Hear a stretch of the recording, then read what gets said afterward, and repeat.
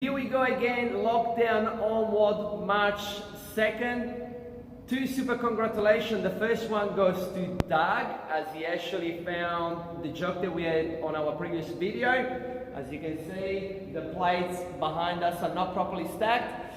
And the second big congratulations goes to Sally, which has been the most creative person to find a household item and turn it into a piece of equipment. Now, it was a really funny video to watch, but it's also a very big sign that lockdown madness is starting to kick in, which is not a good thing. But hey, well done to you.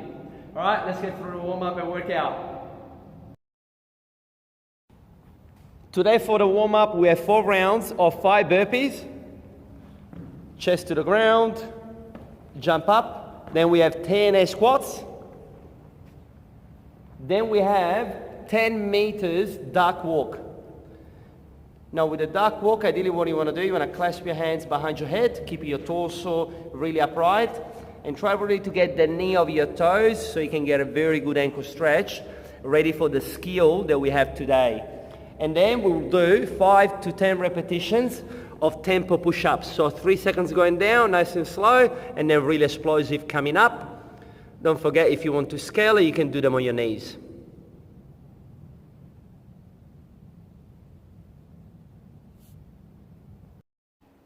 Today's workout, it is a descending, ascending ladder, 30, 20, 10, 20, 30 of dumbbell snatches and burpees.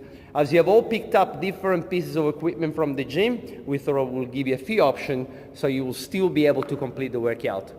Option number 1 will be with the dumbbell, which I'm sure you're familiar with it. Bell start on the ground, full lockout at the top. You can swap on the ground or you can go touch and go.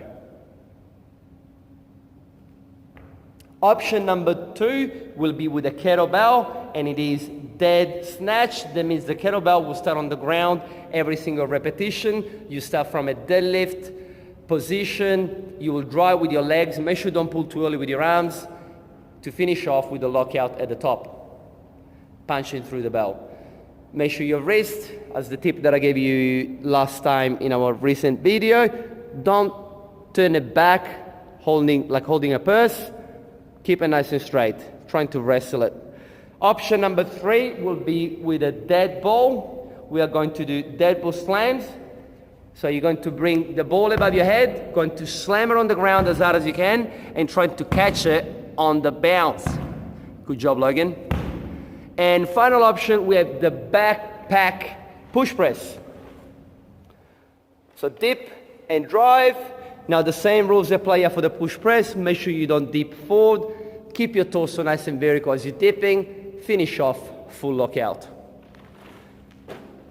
So you will be picking one of these 4 movements, and you will also do the burpees. Chest to the ground, full jump.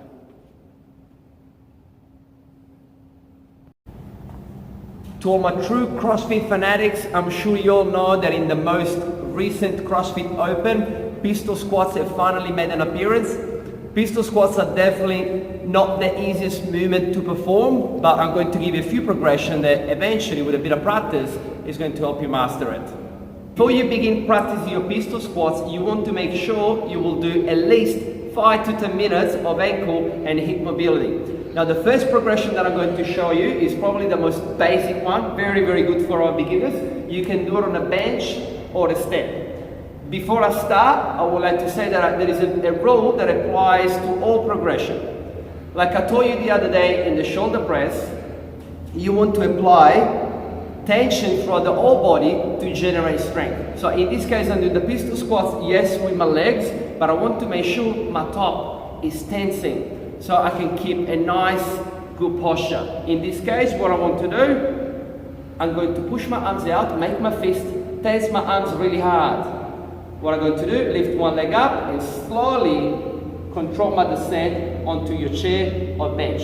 Then same thing, coming up. The last thing you want to do is dropping. So make sure you get a height where you are able to control the movement all the way down. Once you practice a few reps on the bench or your chair and you feel really comfortable and you want to take it a little further, you can use a stack of plates or books to make the movement a little bit more difficult.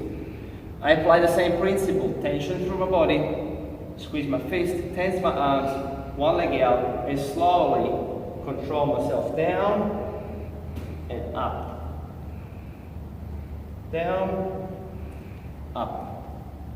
If you're still struggling after the mobility at the start through your ankle, what you can do, you can use a little plates, or you can probably wear your lifters if you wanted to, just to raise your heels a little bit off the ground, which is going to make the movement a little bit easier. Same principle, tension, nice and slow all the way down, control the movement, stand up. If you're struggling to maintain your balance, you find yourself falling back as you're descending, a very good way it is to use a counterbalancing weight. In this case, I'm just using a 5 kilo plates. I'm doing the same thing. So it's essentially the same thing I was doing before, apply tension, but now I got a little bit extra.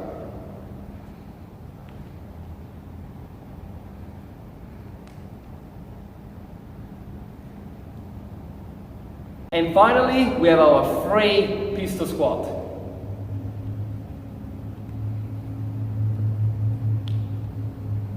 Sit down there nice and comfortably, stand up. Now you give it a go, let us know if you struggle at any part of the movement, send us some video for critique, and I'm sure we'll be able to help you out. And finally, we have the free pistol squat.